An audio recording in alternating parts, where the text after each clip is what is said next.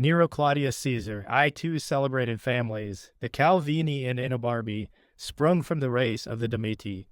The Enobarbi derive both their extraction and their cognomen from one Lucius Domitius, of whom we have this tradition.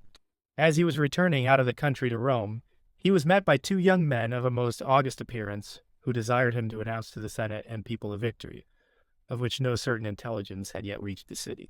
To prove that they were more than mortals, they stroked his cheeks, and thus changed his hair, which was black, to a bright color, resembling that of brass, which mark of distinction descended to his posterity, for they had generally red beards. This family had the honor of 7 consulships, 1 triumph, and 2 censorships, and being admitted into the patrician order, they continued the use of the same cognomen, with no other praenomina than those of Cneius and Lucius. These, however, they assumed with singular irregularity, 3 persons in succession, sometimes adhering to one of them, and then they were changed alternately. For the first, second, and third of the Enobarbi had the praenomen of Lucius, and again the 3 following successively that of Cneius, while those who came after were called by turns one Lucius and the other Cneius. It appears to me proper to give a short account of several of the family, to show that Nero so far degenerated from the noble qualities of his ancestors that he retained only their vices, as if those alone had been transmitted to him by his descent. 2.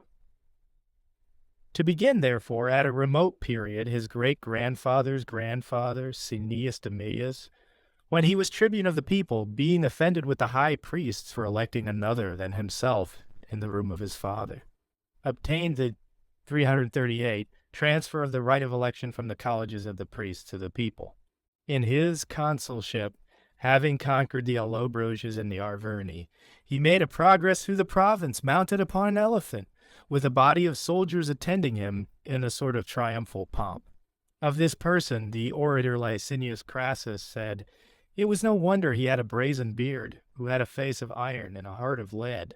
His son, during his praetorship, proposed that Cneius Caesar, upon the expiration of his consulship, should be called to account before the Senate for his administration of that office, which was supposed to be contrary both to the omens and the laws. Afterwards, when he was consul himself, he tried to deprive Cneius of the command of the army, and having been by intrigue and cabal appointed his successor, he was made prisoner at Corsinium in the beginning of the civil war. Being set at liberty, he went to Marseilles, which was then besieged, where having, by his presence, animated the people to hold out, he suddenly deserted them, and at last was slain in the battle of Pharsalia. He was a man of little constancy and of a sullen temper. In despair of his fortunes, he had recourse to poison, but was so terrified at the thoughts of death, that immediately repenting, he took a vomit to throw it up again, and gave freedom to his physician for having, with great prudence and wisdom, given him only a gentle dose of the poison. When Cneius Pompey was consulting with his friends in what manner he should conduct himself towards those who were neuter and took no part in the contest, he was the only one who proposed that they should be treated as enemies. He left a son who was, without doubt, the best of the family. By the Pedian law he was condemned, although innocent amongst others who were concerned in the death of Caesar. Upon this, he went over to Brutus and Cassius, his near relations, and after their death not only kept together the fleet, the command of which had been given him some time before, but even increased it. At last, when the party had everywhere been defeated, he voluntarily surrendered it to 339 Mark Antony, considering it as a piece of service for which the latter owed him no small obligations. Of all those who were condemned by the law above mentioned, he was the only man who was restored to his country, and filled the highest offices. When the civil war again broke out, he was appointed lieutenant under the same Antony, and offered the chief command by those who were ashamed of Cleopatra.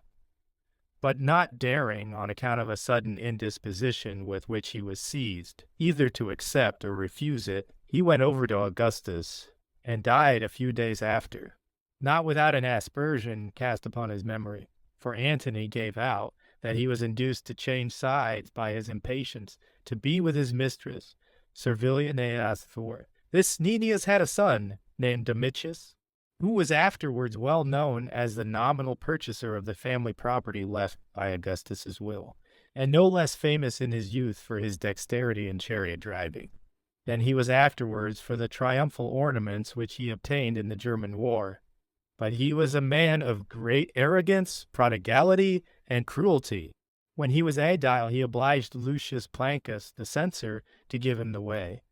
And in his praetorship and consulship, he made Roman knights and married women act on the stage. He gave hunts of wild beasts, both in the circus and in all the wards of the city, as also a show of gladiators, but with such barbarity that Augustus, after privately reprimanding him to no purpose, was obliged to restrain him by a public edict. By the elder Antonia he had Nero's father, a man of execrable character in every part of his life. During his attendance upon Caius Caesar in the East, he killed a freedman of his own, for refusing to drink as much as he ordered him. Being dismissed for this from Caesar's society, he did not mend his habits, for in a village upon the Appian road he suddenly whipped his horses and drove his chariot on purpose 340 over a poor boy, crushing him to pieces. At Rome he struck out the eye of a Roman knight in the Forum, only for some free language in a dispute between them. He was likewise so fraudulent that he not only cheated some silversmiths of the price of goods he had bought of them, but during his praetorship defrauded the owners of chariots in the Circensian games of the prizes due to them for their victory. His sister jeering him for the complaints made by the leaders of the several parties, he agreed to sanction a law that for the future the prizes should be immediately paid.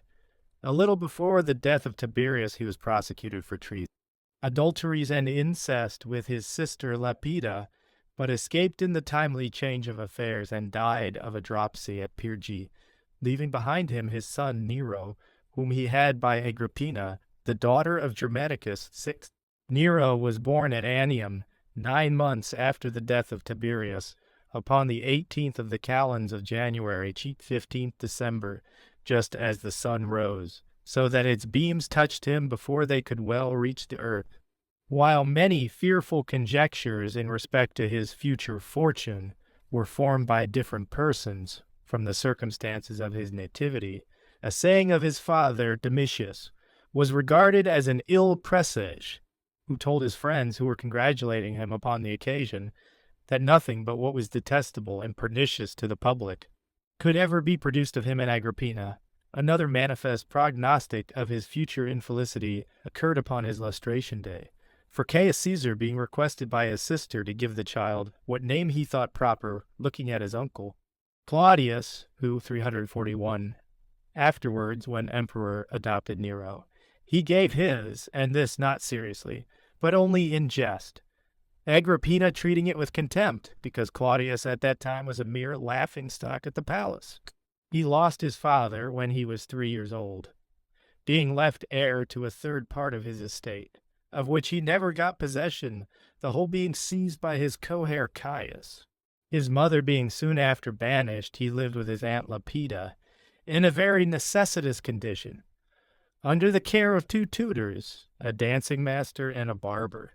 After Claudius came to the empire, he not only recovered his father's estate, but was enriched with the additional inheritance of that of his stepfather, Crispus Passienus.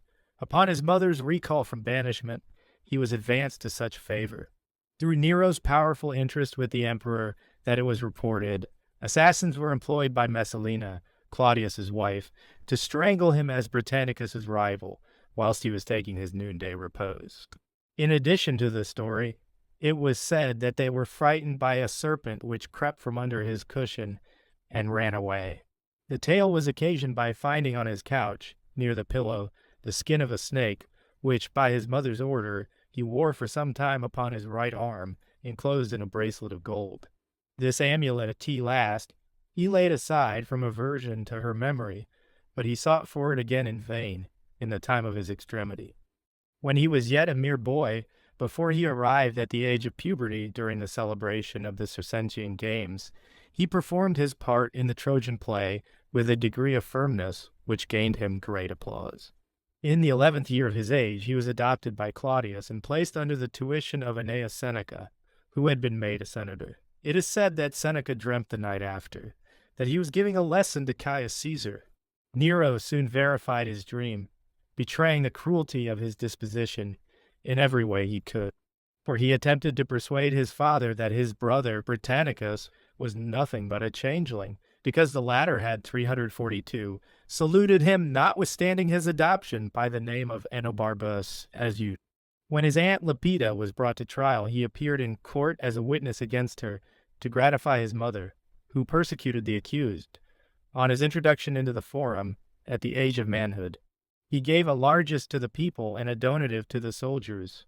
For the praetorian cohorts, he appointed a solemn procession under arms, and marched at the head of them with a shield in his hand. After which he went to return thanks to his father in the Senate. Before Claudius, likewise, at the time he was consul, he made a speech for the Bolognese in Latin, and for the Rhodians and people of Ilium in Greek. He had the jurisdiction of prefect of the city for the first time during the Latin festival, during which the most celebrated advocates brought before him not short and trifling causes, as is usual in that case, but trials of importance. Notwithstanding, they had instructions from Claudius himself to the contrary. Soon afterwards he married Octavia, and exhibited the Circensian games and hunting of wild beasts in honor of Claudius.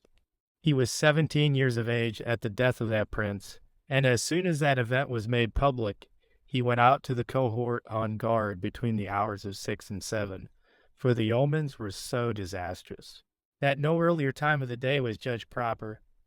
On the steps before the palace gate, he was unanimously saluted by the soldiers as their emperor, and then carried in a litter to the camp, thence after making a short speech to the troops, into the Senate house, where he continued until the evening.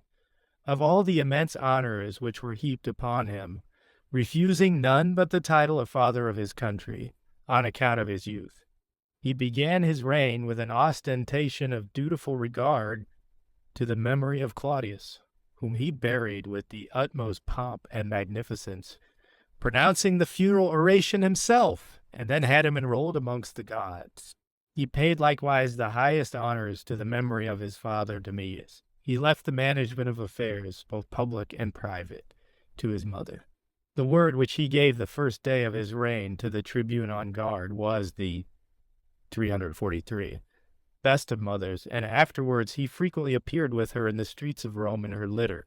He settled a colony at Annie, in which he placed the veteran soldiers belonging to the guards, and obliged several of the richest centurions of the first rank to transfer their residence to that place, where he likewise made a noble harbor at a prodigious expense.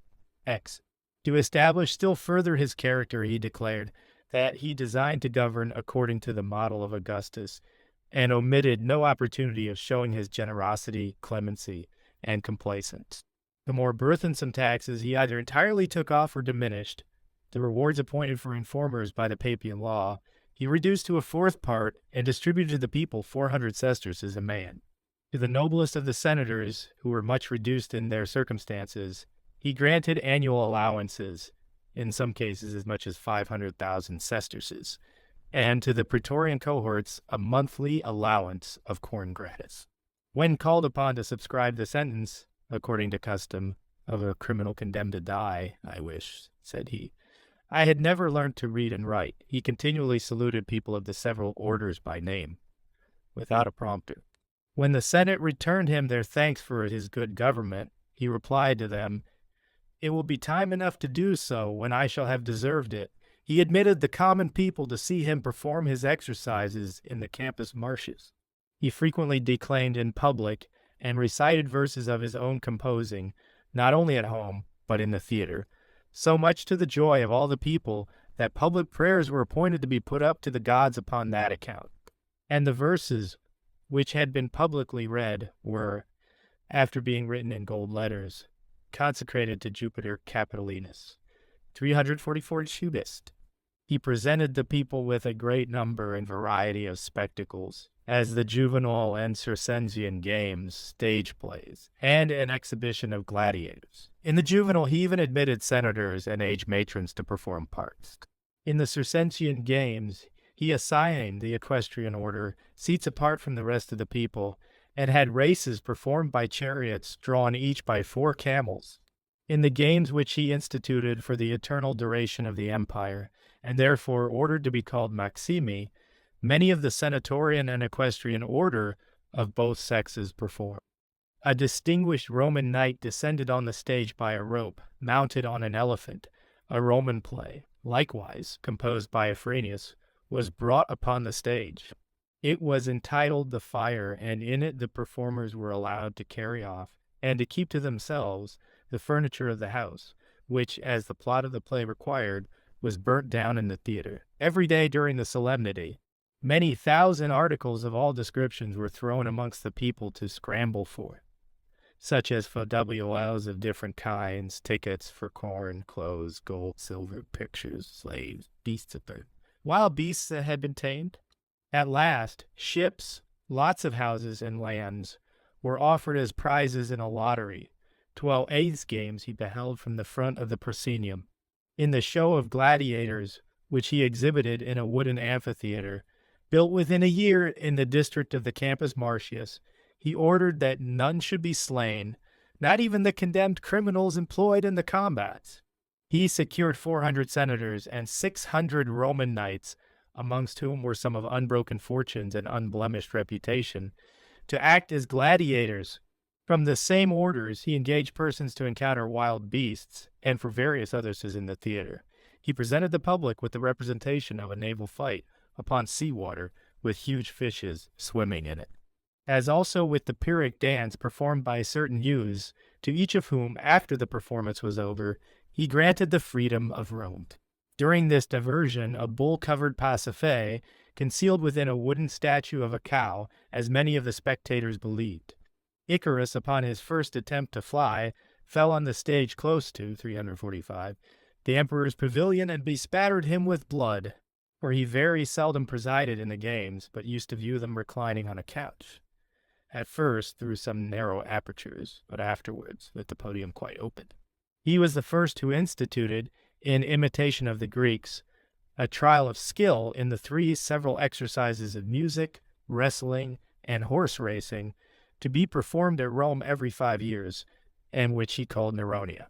Upon the dedication of his bath and gymnasium, he furnished the Senate and the equestrian order with oil. He appointed as judges of the trial men of consular rank, chosen by lot, who sat with the praetors.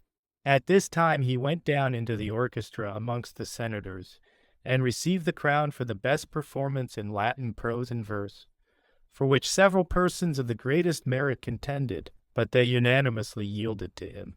The crown for the best performer on the harp, being likewise awarded to him by the judges, he devoutly saluted it, and ordered it to be carried to the statue of Augustus in the gymnastic exercises which he presented in the Septa.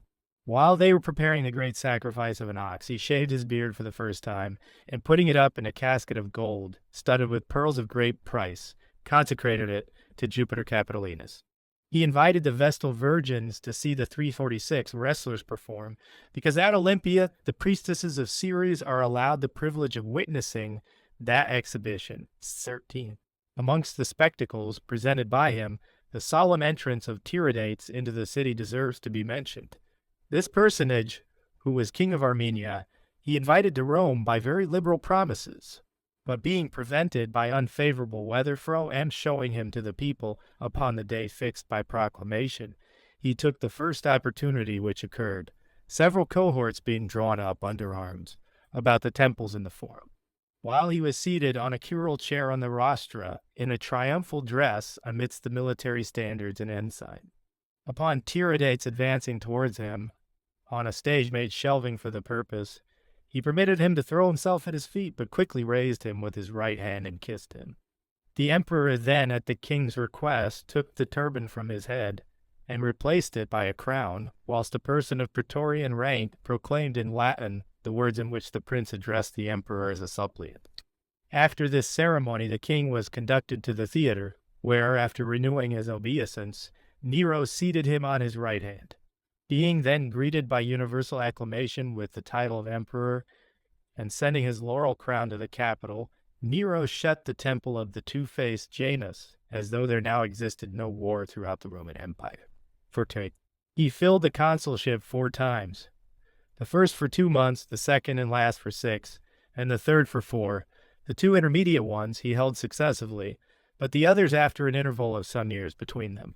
In the administration of justice, he scarcely ever gave his decision on the pleadings before the next day, and then in writing, his manner of hearing causes was not to allow any adjournment, but to dispatch them in order as they stood. When he withdrew to consult his assessors, he did not debate the matter openly with them, but silently and privately reading over their opinions, which they gave separately in writing. 347. He pronounced sentence from the tribunal according to his own view of the case, as if it was the opinion of the majority. For a long time he would not admit the sons of freedmen into the Senate, and those who had been admitted by former princes he excluded from all public offices. The supernumerary candidates he gave command in the legions to comfort them under the delay of their hopes. The consulship he commonly conferred for 6 months, and one of the 2 consuls dying a little before the 1st of January. He substituted no one in his place, disliking what had been formerly done for Caninius Rebilus on such an occasion, who was consul for 1 day only. He allowed the triumphal honors only to those who were of quaestorian rank, and to some of the equestrian order, and bestowed them without regard to military service. And instead of the quaestors, whose office it properly was, he frequently ordered that the addresses which he sent to the Senate on certain occasions should be read by the consuls. 17. He devised a new style of building in the city, ordering piazzas to be erected before all houses, both in the streets and detached, to give facilities from their terraces in case of fire, for preventing it from spreading, and these he built at his own expense. He likewise designed to extend the city walls as far as Ostia, and bring the sea from thence by a canal into the old city. Many severe regulations and new orders were made in his time. A sumptuary law was enacted.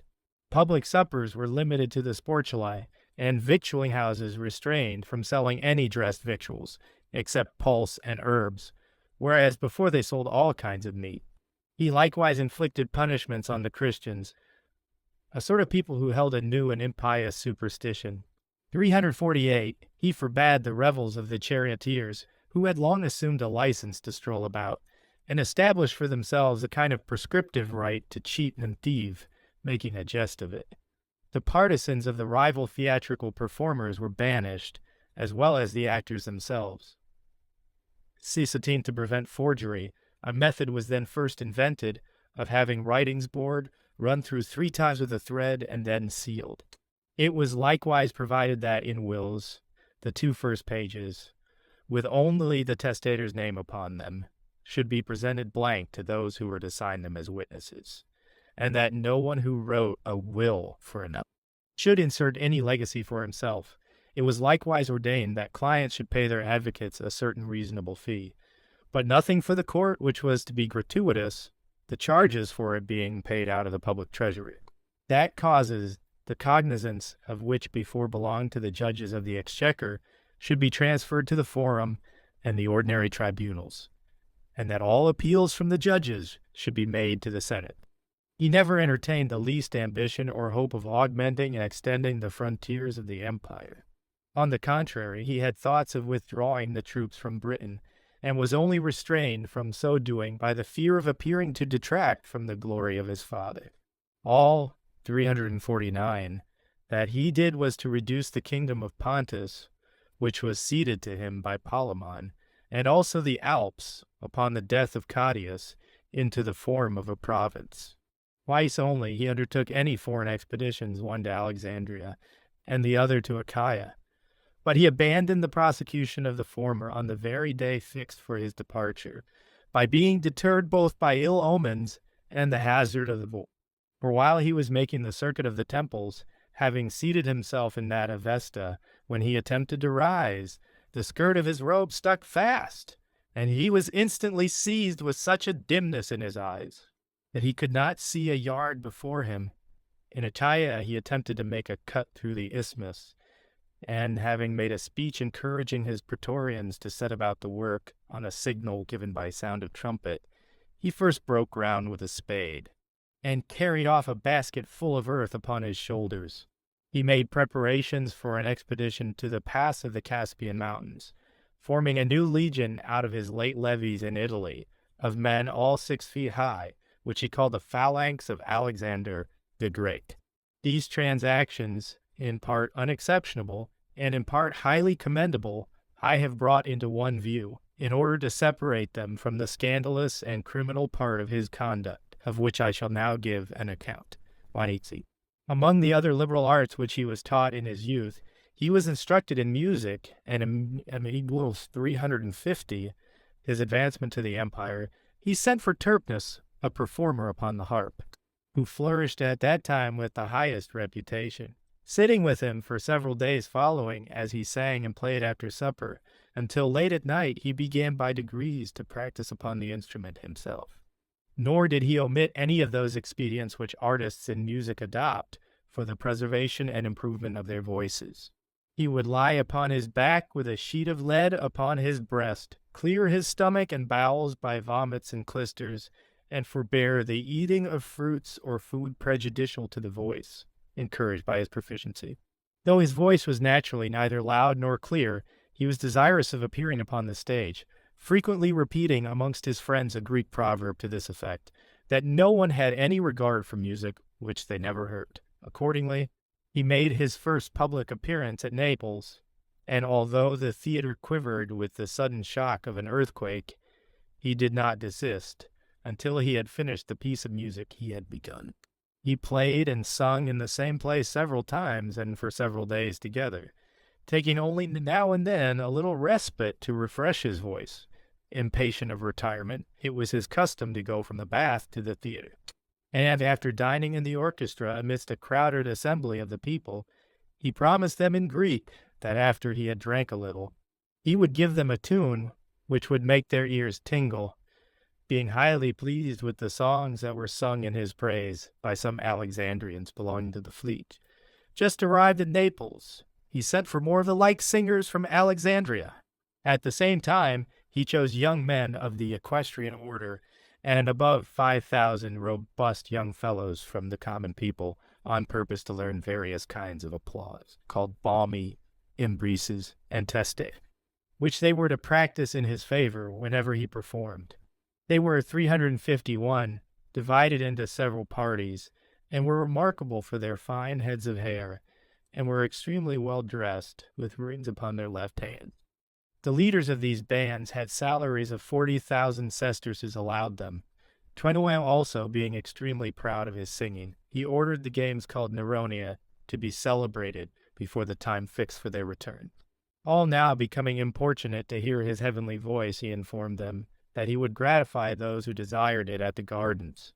But the soldiers then on guard, seconding the voice of the people, he promised to comply with their request immediately, and with all his heart he instantly ordered his name to be entered upon the list of musicians who proposed to contend, and having thrown his lot into the urn among the rest, took his turn, and entered attended by the prefects of the praetorian cohorts bearing his harp, and followed by the military tribunes and several of his intimate friends. After he had taken his station and made the usual prelude, he commanded Cluvius Rufus, a man of consular rank, to proclaim in the theater that he intended to sing the story of Niobe. This he accordingly did, and continued it until nearly 10 o'clock, but deferred the disposal of the crown and the remaining part of the solemnity until the next year, that he might have more frequent opportunities of performing. But that being too long, he could not refrain from often appearing as a public performer during the interval. He made no scruple of exhibiting on the stage, even in the spectacles presented to the people by private persons, and was offered by one of the praetors no less than 1,000,000 of sesterces for his services. He likewise sang tragedies in a masque, the visors of the heroes and gods, as also of the heroines and goddesses, being formed into a resemblance of his own face, and that of any woman he was in love with, amongst the rest. He sung Canis in labor, Orestes the murderer of his mother, Oedipus 352, blinded, and Hercules mad. In the last tragedy, it is said that a young sentinel, posted at the entrance of the stage, seeing him in a prison dress and bound with fetters as the fable of the play required, ran to his assistance, 20 high. He had from his childhood an extravagant passion for horses, and his constant talk was of the Circensian races, notwithstanding it was prohibited him. Lamenting once among his fellow pupils the case of a charioteer of the Green Party, who was dragged round the circus at the tail of his chariot, and being reprimanded by his tutor for it, he pretended that he was talking of Hector. In the beginning of his reign, he used to amuse himself daily with chariots drawn by 4 horses, made of ivory, upon a table. He attended at all the lesser exhibitions in the circus, at first privately, but at last openly, so that nobody ever doubted of his presence on any particular day, nor did he conceal his desire to have the number of the prizes doubled. So that the races being increased accordingly, the diversion continued until a late hour, the leaders of parties refusing now to bring out their companies for any time less than the whole day. Upon this he took a fancy for driving the chariot himself, and that even publicly, having made his first experiment in the gardens amidst crowds of slaves and other rabble, he at length performed in the view of all the people. In the Circus Maximus, whilst one of his freedmen dropped the napkin in the place where the magistrates used to give the signal. Not satisfied with exhibiting various specimens of his skill in those arts at Rome, he went over to Achaia, as has been already said, principally for this purpose. The several cities in which solemn trials of musical skill used to be publicly held had resolved to send him the crowns belonging to those who bore away the prize. These he accepted so graciously that he not only gave the deputies who brought them an immediate audience, but even invited them to his table. Being requested by some of them to sing at supper, and prodigiously applauded, he said, "The Greeks were the only people who has an ear for music, and were the only good judges of him and his attainments." Without delay he commenced his journey, and on his arrival at Cassiope, 352, exhibited his first musical performance before the altar of Jupiter Cassius, 22. He afterwards appeared at the celebration of all public games in Greece, for such as fell in different years. He brought within the compass of one, and some he ordered to be celebrated a second time in the same year. At Olympia likewise, contrary to custom, he appointed a public performance in music, and that he might meet with no interruption in this employment, when he was informed by his freedman Helius that affairs at Rome required his presence, he wrote to him in these words: "Though now all your hopes and wishes are for my speedy return, yet you ought rather to advise and hope that I may come back with a character worthy of Nero." During the time of his musical performance, nobody was allowed to stir out of the theater upon any account, however necessary, insomuch that it is said some women with child were delivered there. Many of the spectators being quite wearied with hearing and applauding him, because the town gates were shut, slipped privately over the walls, or counterfeiting themselves dead, were carried out for their funeral. With what extreme anxiety he engaged in these contests, with what keen desire to bear away the prize, and with how much awe of the judges, is scarcely to be believed. As if his adversaries had been on a level with himself, he would watch them narrowly, defame them privately, and sometimes, upon meeting them, rail at them in very scurrilous language, or bribe them if they were better performers than himself. He always addressed the judges with the most profound reverence before he began, telling them he had done all things that were necessary by way of preparation, but that the issue of the approaching trial was in the hand of fortune, and that they, as wise and skillful men, ought to exclude from their judgment things merely accidental. Upon their encouraging him to have a good heart, he went off with more assurance, but not entirely free from anxiety, interpreting the silence and modesty of some of them into sourness and ill nature, and saying that he was suspicious of them, 24 feet. In these contests, he adhered so strictly to the rules, 354, that he never durst spit, nor wipe the sweat from his forehead in any other way than with his sleeve, having, in the performance of a tragedy, dropped his scepter, and not quickly recovering it, he was in a great fright, lest he should be set aside for the miscarriage, and could not regain his assurance, until an actor who stood by swore he was certain it had not been observed in the midst of the acclamations and exultations of the people. When the prize was adjudged to him, he always proclaimed it himself, and even entered the lists with the heralds. that no memory or the least monument might remain of any other victor in the sacred Grecian games. He ordered all their statues and pictures to be pulled down, dragged away with hooks, and thrown into the common sewer. He drove the chariot with various numbers of horses, and at the Olympic Games with no fewer than 10, though in a poem of his, he had reflected upon Mithridates for that innovation. Being thrown out of his chariot, he was again replaced, but could not retain his seat, and was obliged to give up before he reached the goal, but was crowned notwithstanding. On his departure, he declared the whole province a free country, and conferred upon the judges in the several games the freedom of Rome, with large sums of money. All of these favors he proclaimed himself with his own voice from the middle of the stadium during the solemnity of the Isthmian Games, 25. On his return from Greece, arriving at Naples. Because he had commenced his career as a public performer in that city, he made his entrance in a chariot drawn by white horses through a breach in the city wall, according to the practice of those who were victorious in the sacred Grecian games. In the same manner he entered Antium, Alba, and Rome. He made his entry into the city riding in the same chariot in which Augustus had triumphed, in a purple tunic, and a cloak embroidered with golden stars, having on his head the crown won at Olympia, and in his right hand that which was given him at the Parthian games, the rest being carried in a procession before him, with inscriptions denoting the places where they had been won, from whom, and in what plays or musical performances, whilst the train followed him with loud acclamations, crying out that they, 355, were the emperor's attendants, and the soldiers of his triumph. Having then caused an arch of the Circus Maximus to be taken down, he passed through the breach, as also through the Velabrum and the Forum, to the Palatine Hill and the Temple of Apollo. Everywhere as he marched along, victims were slain, whilst the streets were strewed with saffron and birds, chaplets, and sweetmeats scattered abroad.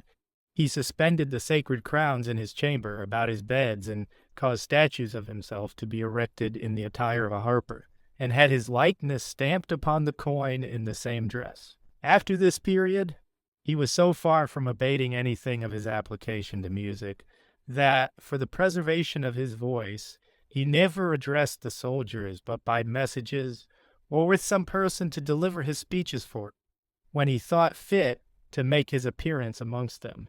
Nor did he ever do anything, either in jest or earnest, without a voice-master standing by him to caution him against overstraining his vocal organs, and to apply a handkerchief to his mouth when he did.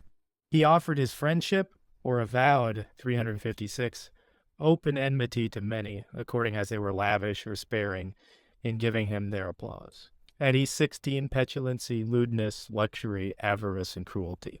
He practiced at first with reserve and in private, as if prompted to them only by the folly of youth. But even then, the world was of opinion that they were the faults of his nature and not of his age. After it was dark, he used to enter the taverns disguised in a cap or a wig, and ramble about the streets in sport, which was not void of mischief. He used to beat those he met coming home from supper, and if they made any resistance, would wound them and throw them into the common sewer. He broke open and robbed shops, establishing an auction at home for selling his boot. In the scuffles which took place on those occasions, he often ran the hazard of losing his eyes, and even his life, being beaten almost to death by a senator for handling his wife indecently. After this adventure, he never again ventured abroad at that time of night, without some tribunes following him at a little distance. In the daytime, he would be carried to the theater incognito in a litter, placing himself upon the upper part of the proscenium, where he not only witnessed the quarrels which arose on account of the performances, but also encouraged them.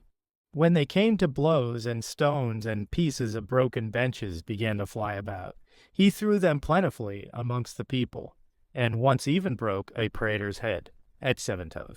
His vices gaining strength by degrees, he laid aside his jocular amusements and all disguise, breaking out into enormous crimes, without the least attempt to conceal them.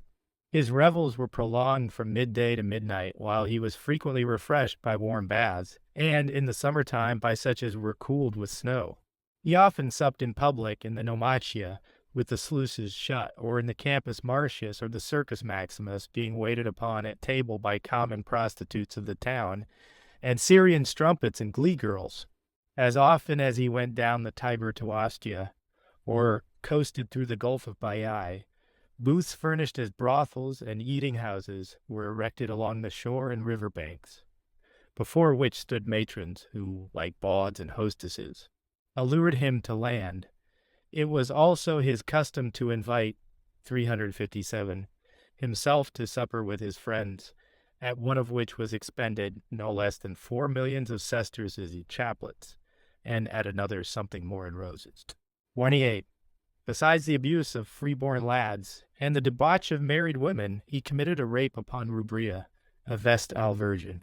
He was upon the point of marrying Acte as freedwoman, having suborned some men of consular rank to swear that she was of royal descent. He gelded the boy Sporus and endeavored to transform him into a wolf. He even went so far as to marry him, with all the usual formalities of a marriage settlement, the rose-colored nuptial veil, and a numerous company at the wedding. When the ceremony was over, he had him conducted like a bride to his own house, and treated him as his wife. It was jocularly observed by some person that it would have been well for mankind had such a wife fallen to the lot of his father Domitius. This Sporus he carried about with him in a litter round the solemn assemblies and fairs of Greece, and afterwards at Rome through the sigillaria, dressed in the rich attire of an empress, kissing him from time to time as they rode together, that he entertained an incestuous passion for his mother, but was deterred by her enemies, for fear that this haughty and overbearing woman should, by her compliance, get him entirely into her power and govern in everything, was universally believed, especially after he had introduced amongst his concubines a strumpet, who was reported to have a strong resemblance to Agrippina. He prostituted his own chastity to such a degree that, 358, after he had defiled every part of his person with some unnatural pollution, he at last invented an extraordinary kind of diversion, which was to be let out of a den in the arena, covered with the skin of a wild beast, and then assail with violence the private parts both of men and women while they were bound to stakes. After he had vented his furious passion upon them, he finished the play in the embraces of his freedman Doriphorus, to whom he was married in the same way that Sporus had been married to himself, imitating the cries and shrieks of young virgins when they are ravished. I have been informed from numerous sources that he firmly believed no man in the world to be chaste, or any part of his person undefiled, but that most men concealed that vice, and were cunning enough to keep it secret. To those, therefore, who frankly owned their unnatural lewdness, he forgave all other crimes. Warning: he thought there was no other use of riches and money than to squander them away profusely, regarding all those as sordid wretches who kept their expenses within due bounds, and extolling those as truly noble and generous souls, who lavished away and wasted all they possessed. He praised and admired his uncle Caius upon no account more than for squandering in a short time the vast treasure left him by Tiberius. Accordingly, he was himself extravagant and profuse beyond all. He spent upon Tiridates 800,000 sesterces a day, a sum almost incredible, and at his departure presented him with upwards of 1,000,000. He likewise bestowed upon Menecrates a harper and Spicelus a gladiator the estates and houses of Ammon, who had received the honor of a triumph. He enriched the usurer Cercopithecus Paneros with estates both in town and country, and gave him a funeral in pomp and magnificence little inferior to that of Vince's. He never wore the same garment twice. He, 359, has been known to stake 400,000 sesterces on a throw of the dice. It was his custom to fish with a golden net drawn by silken cords of purple and scarlet. It is said that he never traveled with less than 1,000 baggage carts, the mules being all shod with silver, and the drivers dressed in scarlet jackets of the finest Canutian cloth, with a numerous train of footmen and troops of Mazicans, with bracelets on their arms, and mounted upon horses in splendid trappings. Trotting on in nothing was he more prodigal than in his buildings. He completed his palace by continuing it from the Palatine to the Esquiline Hill, calling the building at first only the Passage, but after it was burnt down and rebuilt, the golden house of its dimensions and furniture. It may be sufficient to say thus much. The porch was so high that there stood in it a colossal statue of himself, 120 feet in height, and the space included in it was so ample that it had triple porticos a mile in length and a lake like a sea, surrounded with buildings which had the appearance of a city. Within its area were cornfields, vineyards, pastures, and woods containing a vast number of animals of various kinds, both wild and tame. In other parts it was entirely overlaid with gold and adorned with jewels and mother of pearl. The supper rooms were vaulted, and compartments of the ceilings, inlaid with ivory, were made to revolve and scatter flowers, while they contained pipes which, 360, shed unguents upon the guests. The chief banqueting room was circular and revolved perpetually, night and day, in imitation of the motion of the celestial bodies. The baths were supplied with water from the sea in the Albula. Upon the dedication of this magnificent house, after it was finished, all he said in approval of it was, that he had now a dwelling fit for a man. He commenced making a pond for the reception of all the hot streams from Baiae, which he designed to have continued from Misenum to the Avernian lake, in a conduit enclosed in galleries, and also a canal from Avernum to Ostia, that ships might pass from one to the other without a sea voyage. The length of the proposed canal was 160 miles, and it was intended to be of breadth sufficient to permit ships with 5 banks of oars to pass each other. For the execution of these designs, he ordered all prisoners in every part of the empire to be brought to Italy, and that even those who were convicted of the most heinous crimes, in lieu of any other sentence, should be condemned to work at them. He was encouraged to all this wild and enormous profusion, not only by the great revenue of the empire, but by the sudden hopes given him of an immense hidden treasure, which Queen Dido, upon her flight from Tyre, had brought with her to Africa. This, a Roman knight pretended to assure him, upon good grounds, was still hid there in some deep caverns, and might with a little labor be recovered. Pass toi. But being disappointed in his expectations of this resource, and reduced to such difficulties for want of money, that he was obliged to defer paying his troops and the rewards due to the veterans, he resolved upon supplying his necessities by means of false accusations and plunder. In the first place, he ordered that if any freedman, without sufficient reason, bore the name of the family to which he belonged, the half instead of 3/4 of his estate should be brought into the exchequer at his decease. Also, that the estates of all such persons as had not in their wills been mindful of their prince should be confiscated, and that the lawyers who had drawn or dictated such wills should be liable to a fine. He ordained likewise that all words and actions upon which any informer could ground a prosecution should be deemed treason. He demanded an equivalent for the crowns which the cities of 361 Greece had at any time offered him in the solemn games. Having forbade anyone to use the colors of amethyst and Tyrian purple, he privately sent a person to sell a few ounces of them upon the day of the nondine, and then shut up all the merchants' shops on the pretext that his edict had been violated.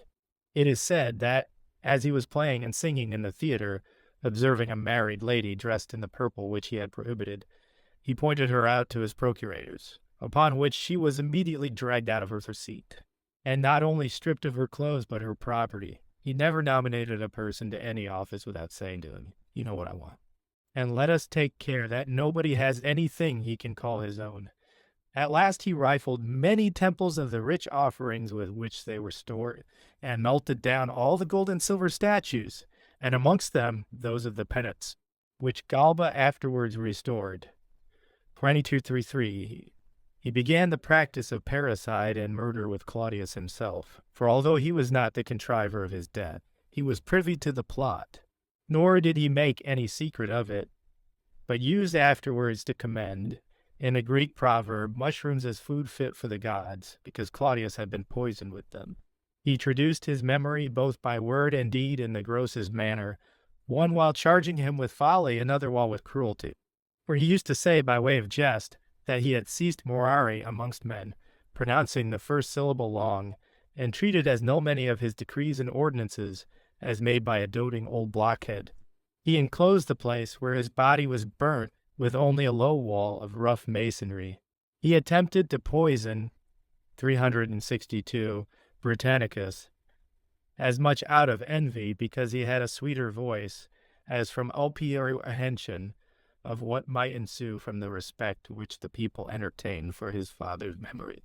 He employed for this purpose a woman named Locusta, who had been a witness against some persons guilty of like practices. But the poison she gave him, working more slowly than he expected, and only causing a purge, he sent for the woman, and beat her with his own hand, charging her with administering an antidote instead of poison, and upon her alleging an excuse that she had given Britannicus but a gentle mixture, in order to prevent suspicion. "Thank you," said he, "that I am afraid of the Julian law, and obliged her to prepare, in his own chamber and before his eyes, as quick and strong a dose as possible. This he tried upon a kid, but the animal lingering for 5 hours before it expired. He ordered her to go to work again, and when she had done, he gave the poison to a pig, which, dying immediately, he commanded the potion to be brought into the eating room and given to Britannicus while he was at supper with him. The prince had no sooner tasted it than he sunk on the floor, Nero, meanwhile, pretending to the guest that it was only a fit of the falling sickness to which he said he was subject. He buried him the following day, in a mean and hurried way during violent storms of rain. He gave Locusta a pardon, and rewarded her with a great estate in land, placing some disciples with her to be instructed in her trade. And he forfeited. His mother being used to make strict inquiry into what he said or did, and to reprimand him with the freedom of a parent, he was so much offended that he endeavored to expose her to public resentment, by frequently pretending a resolution to quit the government and retire Rhodes. Soon afterwards he deprived her of all honor and power, took from her the guard of Roman and German soldiers, banished her from the palace and from his society, and persecuted her in every way he could contrive, employing persons to harass her when at Rome with lawsuits, and to disturb her in her retirement from town with the most scurrilous and abusive language, following her about by land and sea. But being terrified with her menaces and violent spirit, he resolved upon her destruction, and thrice attempted it by poison. Finding, however, 363, that she had previously secured herself by antidotes, he contrived machinery, by which the floor over her bedchamber might be made to fall upon her while she was asleep in the night. This design miscarrying likewise, through the little caution used by those who were in the secret, his next stratagem was to construct a ship which could be easily shivered, in hopes of destroying her either by drowning, or by the deck above her cabin crushing her in its fall. Accordingly, under color of a pretended reconciliation, he wrote her an extremely affectionate letter, inviting her to Baiae to celebrate with him the festival of Minerva. He had given private orders to the captains of the galleys which were to attend her, to shatter to pieces the ship in which she had come, by falling foul of it, but in such manner that it might appear to be done accidentally. He prolonged the entertainment for the more convenient opportunity of executing the plot in the night, and at her return for Bali, instead of the old ship which had conveyed her to Baiae, he offered that which he had contrived for her destruction. He attended her to the vessel in a very cheerful mood, and at parting with her kissed her breasts, after which he sat up very late in the night, waiting with great anxiety to learn the issue of his project. But receiving information that everything had fallen out contrary to his wish, and that she had saved herself by swimming, not knowing what course to take, upon her freedman, Lucius Agurinus bringing word, with great joy, that she was safe and well, he privately dropped a poniard by him. He then commanded the freedman to be seized and put in chains, under pretense of his having been employed by his mother to assassinate him, at the same time ordering her to be put to death, and giving out that, to avoid punishment for her intended crime, she had laid violent hands upon herself. Other circumstances, still more horrible, are related on good authority, as that he went to view her corpse, and handling her limbs, pointed out some blemishes, and commended other points, and that, growing thirsty during the survey, he called for drink. Yet he was never afterwards able to bear the stings of his own conscience for this atrocious act, although encouraged by the congratulatory addresses of the army, the Senate, and people. He frequently affirmed that he was haunted by his mother's ghost and persecuted with the whips, 364, and burning torches of the Furies. Nay, he attempted by magical rites to bring up her ghost from below, and soften her rage against him.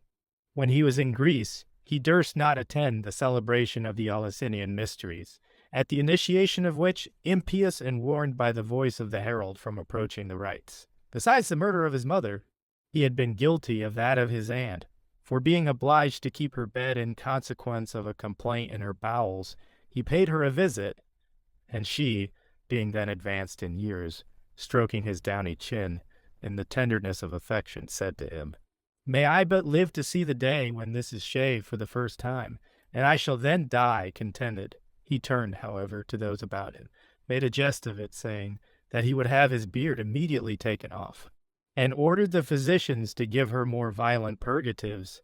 He seized upon her estate before she had expired, suppressing her will that he might enjoy the whole himself. Etzisive, whose father had borne the office of quaestor, and who had been married before to a Roman knight, and after her Statilia Messalina, great-granddaughter, O.F. Taurus, who was twice consul and received the honor of a triumph. To obtain possession of her, he put to death her husband, Atticus Festinus, who was then consul. He soon became disgusted with Octavia, and ceased from having any intercourse with her, and being censured by his friends for it, he replied, "She ought to be satisfied with having the rank and appendages of his wife." Soon afterwards, he made several attempts, but in vain, to strangle her, and then divorced her for barrenness. But the people, disapproving of the divorce, and making severe comments upon it, he also banished her. At last, he, 365, put her to death upon a charge of adultery, so impudent and false that, when all those who were put to the torture positively denied their knowledge of it, he suborned his pedagogue Anicetus to affirm that he had secretly intrigued with and debauched her. He married Papatia 12 days after the divorce of Octavia, and entertained a great affection for her, but nevertheless killed her with a kick, which he gave her when she was big with child and in bad health, only because she found fault with him for returning late from driving his chariot. He had by her a daughter, Claudia Augusta, who died an infant. There was no person at all connected with him who escaped his deadly and unjust cruelty. Under pretense of her being engaged in a plot against him, he put to death Antonia, Claudius's daughter, who refused to marry him after the death of Poppaea. In the same way, he destroyed all who were allied to him, either by blood or marriage, amongst whom was young Aulus Plotinus. He first compelled him to submit to his unnatural lust, and then ordered him to be executed, crying out, "Let my mother bestow her kisses on my successor thus defiled," pretending that he had been his mother's paramour, and by her encouraged to aspire to the empire. His stepson, Rufinus Crispinus, Poppaea's son, though a minor, he ordered to be drowned in the sea while he was fishing by his own slaves, because he was reported to act frequently amongst his playfellows the part of a general or an emperor. He banished Tuscus, his nurse's son, for presuming, when he was procurator of Egypt, to wash in the baths which had been constructed in expectation of his own coming. Seneca, his preceptor, he forced to kill himself, though, upon his desiring leave to retire, and offering to surrender his estate, he solemnly swore that there was no foundation for his suspicions, and that he would perish himself sooner than hurt him, having promised Burrhus, the praetorian prefect, a remedy for a swelling in his throat. He sent him poison. Some old rich freedmen of Claudius, who had formerly not only promoted 366, his adoption, but were also instrumental to his advancement to the empire, and had been his governors, he took off by poison, given them in their meat or drink. Nor did he persist, nor did he proceed with less cruelty against those who were not of his family. A blazing star, which is vulgarly supposed to portend destruction to kings and princes, appeared above the horizon several nights successively.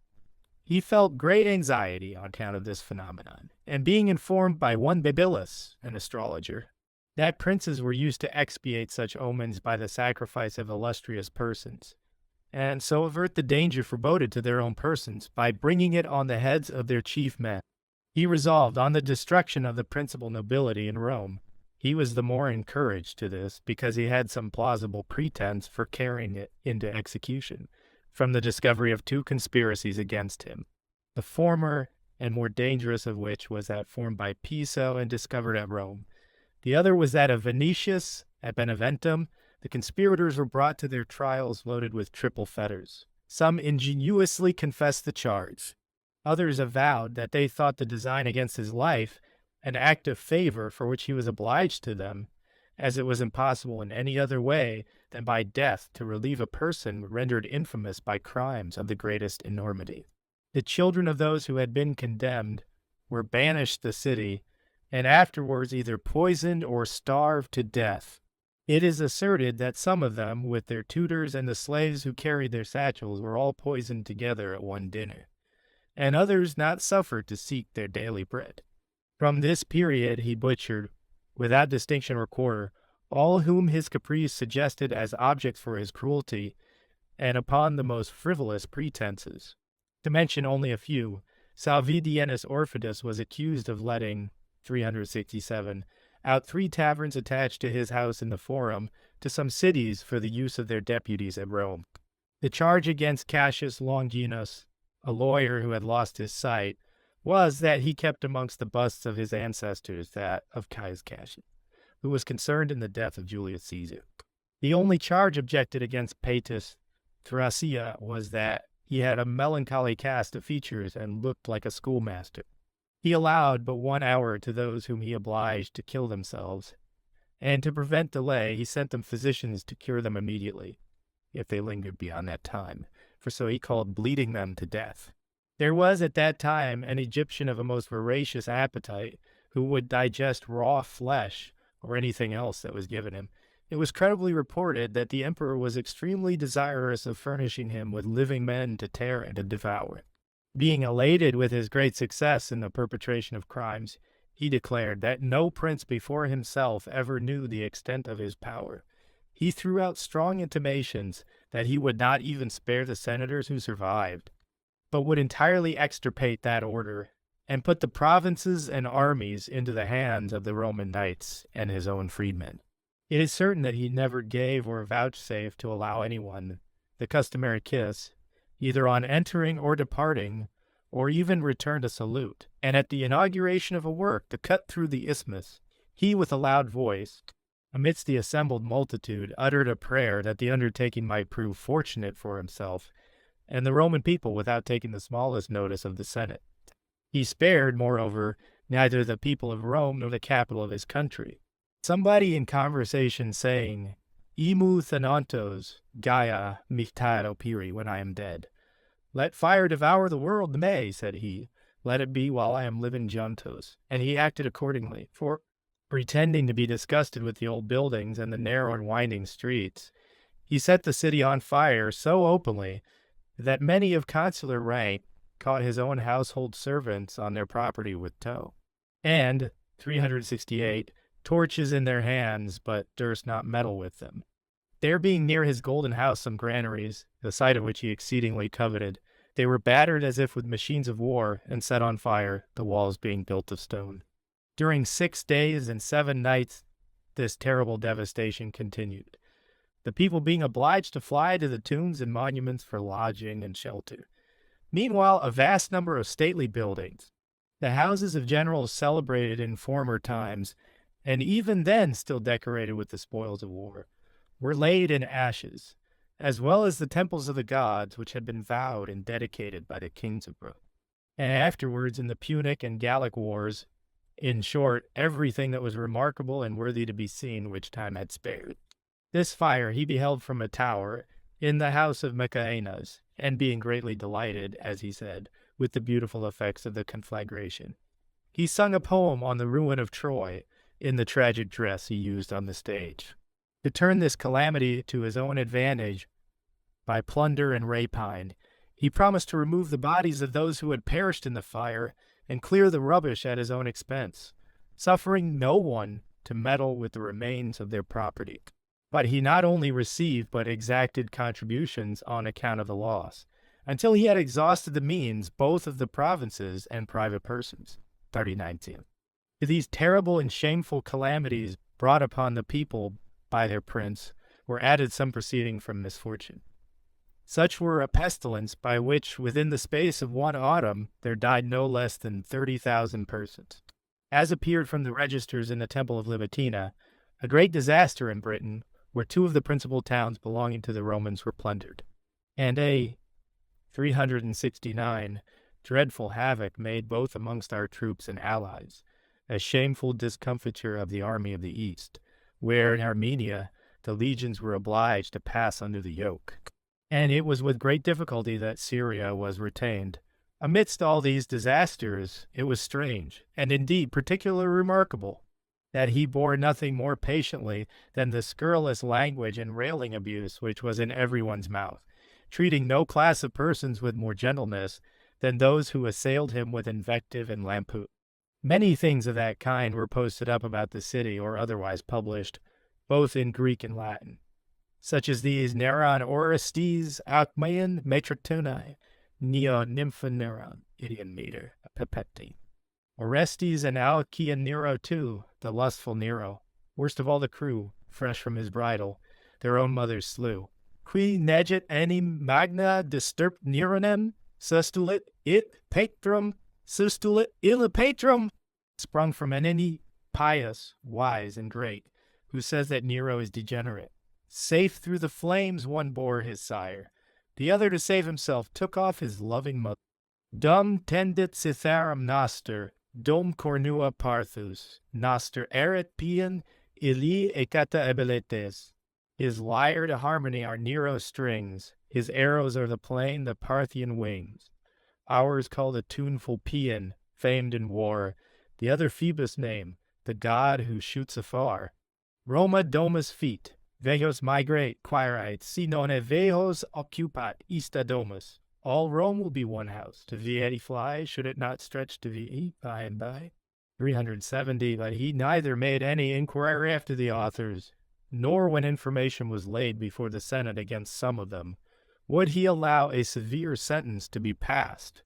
Isidorus, the cynic philosopher, said to him aloud as he was passing along the streets, "You sing the misfortunes of Nauplius well, but behave badly yourself." And Datus, a comic actor, when repeating these words in the piece, "Farewell, father, farewell, mother," mimicked the gestures of persons drinking and swimming, significantly alluding to the deaths of Claudius and Agrippina. And on uttering the last clause, Orcus vobis ducit peds, you stand this moment on the brink of Orcus. He plainly intimated his application of it to the precarious position of the Senate.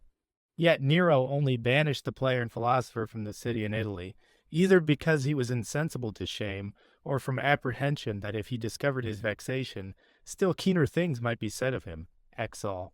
The world, after tolerating such an emperor for little less than 14 years, at length forsook him, the Gauls, headed by Julius Vindex, who at that time governed the province as propraetor, being the first to revolt.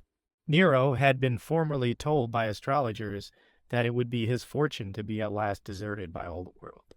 And this occasioned that celebrated saying of his, "An artist can live in any country," by which he meant to offer, as an excuse for his practice of music, that it was not only his amusement as a prince, but might be his support when reduced to a private station. Yet some of the astrologers promised him, in his forlorn state, the rule of the East, and some in express words, the kingdom of Jerusalem. But the greater part of them flattered him with assurances of his being restored to his former fortune, and being most inclined to believe the latter prediction, upon losing Britain and Armenia, he imagined he had run through all the misfortunes which the fates had decreed him.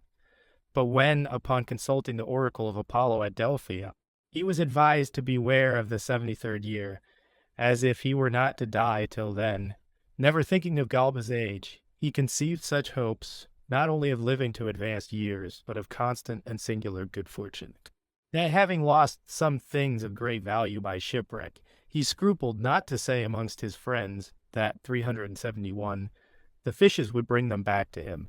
At Naples he heard of the insurrection in Gaul, on the anniversary of the day on which he killed his mother, and bore it with so much unconcern as to excite a suspicion that he was really glad of it, since he had now a fair opportunity of plundering those wealthy provinces by the right of war. Immediately going to the gymnasium, he witnessed the exercise of the wrestlers with the greatest delight, Being interrupted at supper with letters which brought yet worse news, he expressed no greater resentment than only to threaten the rebels. For 8 days together he never attempted to answer any letters, nor give any orders, but buried the whole affair in profound silence. Exili, being roused at last by numerous proclamations of Vindex, treating him with reproaches and contempt. He in a letter to the Senate exhorted them to avenge his wrongs and those of the Republic, desiring them to excuse his not appearing in the Senate House because he had got cold. But nothing so much galled him as to find himself railed at as a pitiful harper, and, instead of Nero, styled Enobarbus, which being his family name, since he was upbraided with it, he declared that he would resume it, and lay aside the name he had taken by adoption.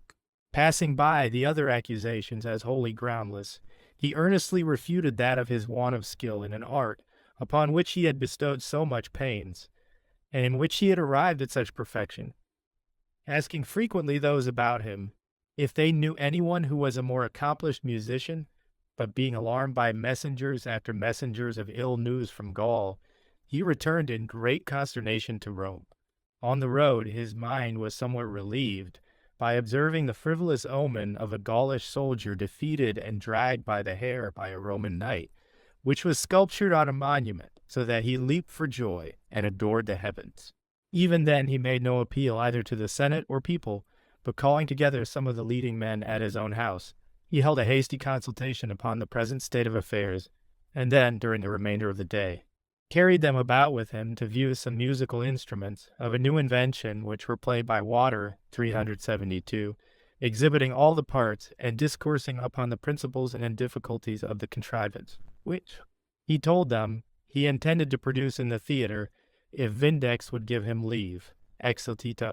Soon afterwards he received intelligence that Galba and the Spaniards had declared against him, upon which he fainted and, losing his reason, lay a long time speechless, apparently dead. As soon as recovered from this stupefaction, he tore his clothes, and beat his head, crying out, "It is all over with me!" his nurse endeavoring to comfort him, and telling him that the like things had happened to other princes before him. He replied, "I am beyond all example, wretched, for I have lost an empire whilst I am still living." He nevertheless abated nothing of his luxury and inattention to business. Nay, on the arrival of good news from the provinces, he at a sumptuous entertainment sung with an air of merriment some jovial verses upon the leaders of the revolt which were made public, and accompanied them with suitable gestures. Being carried privately to the theatre, he sent word to an actor who was applauded by the spectators that he had it all his own way, now that he himself did not appear on the stage. At the first breaking out of these troubles, it is believed that he had formed many designs of a monstrous nature, although conformable enough to his natural disposition. These were to send new governors and commanders to the provinces and the armies, and employ assassins to butcher all the former governors and commanders, as men unanimously engaged in a conspiracy against him, to massacre the exiles in every quarter, and all the Gaulish population in Rome, the former lest they should join the insurrection, the latter as privy to the designs of their countrymen and ready to support 373, them to abandon Gaul itself, to be wasted and plundered by his armies, to poison the whole Senate at a feast, to fire the city and then let loose the wild beasts upon the people, in order to impede their stopping the progress of the flames. But being deterred from the execution of these designs, not so much by remorse of conscience as by despair of being able to effect them, and judging an expedition into Gaul necessary, he removed the consuls from their office, before the time of its expiration was arrived, and in their room assumed the consulship himself without a colleague, as if the fates had decreed that Gaul should not be conquered, but by a consul, upon assuming the fasces. After an entertainment at the palace, as he walked out of the room leaning on the arms of some of his friends, he declared that as soon as he arrived in the province, he would make his appearance amongst the troops, unarmed, and do nothing but weep, and that, after he had brought the mutineers to repentance, he would the next day, in the public rejoicings, sing songs of triumph, which he must now, without loss of time, apply himself to compose. Scleeth in preparing for this expedition. His first care was to provide carriages for high-S musical instruments and machinery to be used upon the stage. To have the hair of the concubines he carried with him, dressed in the fashion of men, and to supply them with battle axes and Amazonian bucklers. He summoned the city tribes to enlist, but no qualified persons appearing, he ordered all masters to send a certain number of slaves, the best they had, not excepting their stewards and secretaries. He commanded the several orders of the people to bring in a fixed proportion of their estates, as they stood in the censor's books, all tenants of houses and mansions to pay 1 year's rent forthwith into the exchequer. With unheard-of strictness, would receive only new coin of the purest silver and the finest gold, insomuch that most people refused to pay, crying out unanimously that he ought to squeeze the informers and oblige them to surrender their gains. The general odium in which he was held received an increase by the great scarcity of corn and an occurrence connected with it. For, as it happened just at that time, there arrived from Alexandria a ship, which was said to be freighted, 374, with dust for the wrestlers belonging to the emperor. This so much inflamed the public rage that he was treated with the utmost abuse and scurrility. Upon the top of one of his statues was placed the figure of a chariot with a Greek inscription, that now, indeed, he had a race to run. Let him be gone. A little bag was tied about another with a ticket containing these words, "What could I do? Truly thou hast merited the sack." Some person likewise wrote on the pillars in the forum that he had even woke the cocks with his singing, and many in the night time, pretending to find fault with their servants, frequently called for a vindex, al selvi. He was also terrified with manifest warnings, both old and new, arising from dreams, auspices, and omens. He had never been used to dream before the murder of his mother.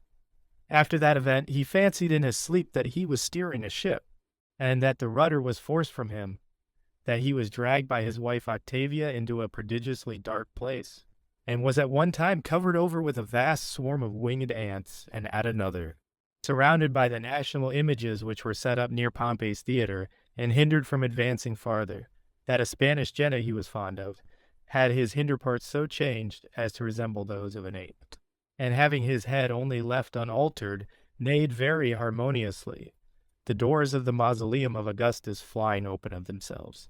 There issued from it a voice, calling on him by name. The Lares being adorned with fresh garlands on the calends, the 1st of January, fell down during the preparations for sacrificing to them. While he was taking, 375, the omen Sporus presented him with a ring, the stone of which had carved upon it the rape of Proserpine. When a great multitude of the several orders was assembled to attend at the solemnity of making vows to the gods, it was a long time before the keys of the Capitol could be found, and when, in a speech of his to the Senate against Vindex, these words were read that the miscreants should be punished and soon make the end they merited, they all cried out, "You will do it, Augustus." It was likewise remarked that the last tragic piece which he sung was Oedipus in exile, and that he fell as he was repeating this verse, "Dana manos singamos, mater, pater," wife, mother, father, force me to my end. So the seven, meanwhile, on the arrival of the news that the rest of the armies had declared against him, he tore to pieces the letters which were delivered to him at dinner, overthrew the table, and dashed with violence against the ground 2 favorite cups, which he called Homer's, because some of that poet's verses were cut upon them. Then, taking from Locusta a dose of poison, which he put up in a golden box, he went into the Servilian gardens, and thence dispatching a trusty freedman to Ostia, with orders to make ready a fleet, he endeavored to prevail with some tribunes and centurions of the Praetorian guards to attend him in his flight. But part of them showing no great inclination to comply, others absolutely refusing, and one of them crying out aloud, "Usque ad deon mori miserum est." Say, is it then so sad a thing to die? He was in great perplexity whether he should submit himself to Galba, or apply to the Parthians for protection, or else appear before the people dressed in mourning, and, upon the rostra in the most pious manner, beg pardon for his past misdemeanors, and, if he could not prevail, request of them to grant him at least the government of Egypt. A speech to this purpose was afterwards found in his writing case. but it is conjectured that he durst not venture upon this project for fear of being torn to pieces before he could get to the forum. Deferring, therefore, his resolution until the next 376th day, he awoke about midnight, and finding the guards withdrawn, he leaped out of bed and sent round for his friends. But none of them vouchsafing any message in reply, he went with a few attendants to their houses. The doors being everywhere shut, and no one giving him any answer, he returned to his bedchamber, whence those who had the charge of it had all now eloped, some having gone one way, and some another, carrying off with them his bedding and box of poison.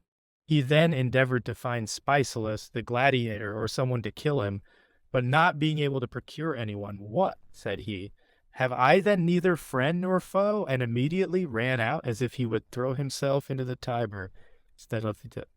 But this furious impulse subsiding, he wished for some place of privacy, where he might collect his thoughts. And his freedman Phaon offering him his country house between the Salarian and Nomentan roads, about 4 miles from the city, he mounted a horse, barefoot as he was, and in his tunic, only slipping over it an old soiled cloak, with his head muffled up, and an handkerchief before his face, and 4 persons only to attend him, of whom Sporus was one. He was suddenly struck with horror by an earthquake, and by a flash of lightning which darted full in his face, and heard from the neighboring camp the shouts of the soldiers, wishing his destruction and prosperity to Galba. He also heard a traveler they met on the road say, "They are 377 in pursuit of Nero." And another asked, "Is there any news in the city about Nero?" Uncovering his face, when his horse was started by the scent of a carcass which lay in the road, he was recognized and saluted by an old soldier who had been discharged from the guards. When they came to the lane which turned up to the house, they quitted their horses, and with much difficulty he wound among bushes and briars, and along a track through a bed of rushes, over which they spread their cloaks for him to walk on. Having reached a wall at the back of the villa, Phaon advised him to hide himself a while in a sandpit, when he replied, "I will not go underground alive," staying there some little time. While preparations were made for bringing him privately into the villa, he took up some water out of a neighboring tank in his hand, to drink, saying, "This is Nero's distilled water." Then his cloak having been torn by the brambles, he pulled out the thorns which stuck in it. At last, being admitted, creeping upon his hands and knees, through a hole made for him in the wall, he lay down in the first closet he came to, upon a miserable pallet, with an old coverlet thrown over it. And being both hungry and thirsty, though he refused some coarse bread that was brought him, he drank a little warm water. Ex-Leonites, all who surrounded him now pressing him to save himself from the indignities which were ready to befall him. He ordered a pit to be sunk before his eyes, of the size of his body, and the bottom to be covered with pieces of marble put together, if any could be found at the house, and water and wood to be got ready for immediate use about his corpse. Weeping at everything that was done, and frequently saying, "What an artist is now about to perish!" Meanwhile, letters being brought in by a servant belonging to Phaon, he snatched them out of his hand, and there read that he had been declared an enemy by the Senate, and that search was making for him, that he might be punished according to the ancient custom of the Romans. He then inquired what kind of punishment that was, and being told that the 378 practice was to strip the criminal naked and scourge him to death while his neck was fastened within a forked stake, he was so terrified that he took up 2 daggers which he had brought with him, and after feeling the points of both, put them up again, saying, "The fatal hour is not yet come." One while he begged of Sporus to begin to wail and lament.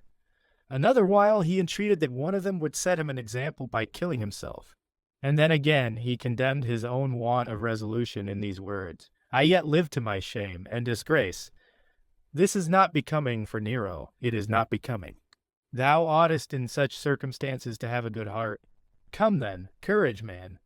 The horsemen who had received orders to bring him away alive were now approaching the house. As soon as he heard them coming, he uttered with a trembling voice the following verse: "Hippon kupodon amphikupos uarabalai."